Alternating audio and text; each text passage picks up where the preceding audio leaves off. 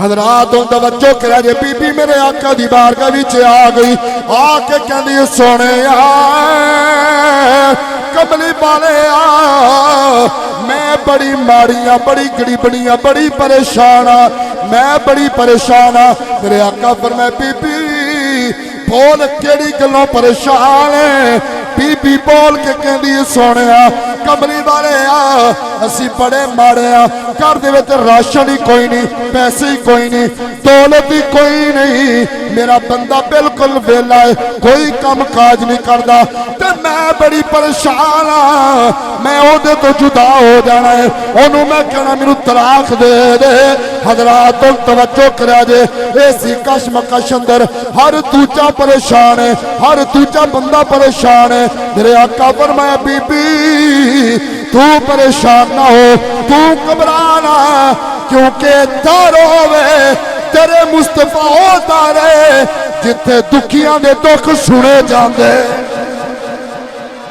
तेरे मुस्तफा होता रहे जिथे दुखियां दे दुख वंडे जाते। मेरे आका फरमाए बीबी तू परेशान ना हो, मैं तेनू एक अमल दसना, एक तरीका दसना, एक अमल दसना, एक वजीफा दसना, इहदे उत्ते अमल कर ले हालात भी बेहतर हो जाएंगे, माल भी आ जाएगा, दौलत भी आ जाएगी, जिंदगी भी पुरसकून हो जाएगी। बीबियां दी सोने कमली वाले वो अमल केड़ा है, वो वजीफा केड़ा है, वो अमल केड़ा है। हजरात मेरे आका फरमाया बीबी तू अपने घर दे विच जाके तू भी कुरान पढ़िया कर, बच्चियां नू कोल बिठा के उन्हां नू आखी वे बच्चिओ तुसी भी कुरान पढ़िया करो, जदों तेरा शोहर काम ते जावे वापस आवे ओनू टाइम लगे ओनू आख्या कर तू भी कुरान पढ़िया कर, जदों तू कुरान पढ़ेगी तेरे बच्चे कुरान पढ़ेंगे, तेरा शोहर कुरान पढ़ेगा,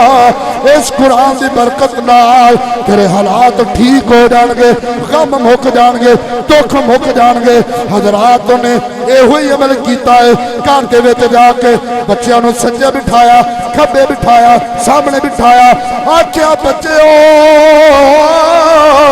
मैं सोने नबी कोलों सुन के आई हाँ कि अपने घर विच बह के आप भी कुरान पढ़िया कर, बच्चों भी कुरान पढ़ाया कर, तेरा शोहर है ओनू भी आख्या करो भी कुरान पढ़े। हजरात हुण बच्चे भी कुरान पढ़ते हैं, माँ भी कुरान पढ़ती है, बाप भी कुरान पढ़ता है, कि नतीजा की निकलिया है। थोड़े दिन लंघे ने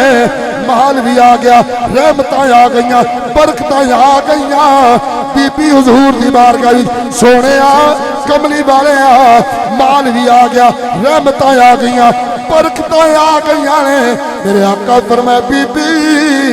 जेड़ा कुरान पढ़ता है ओदे घर रहमत भी आई जांदियां ने ते बरकत भी आ जांदियां।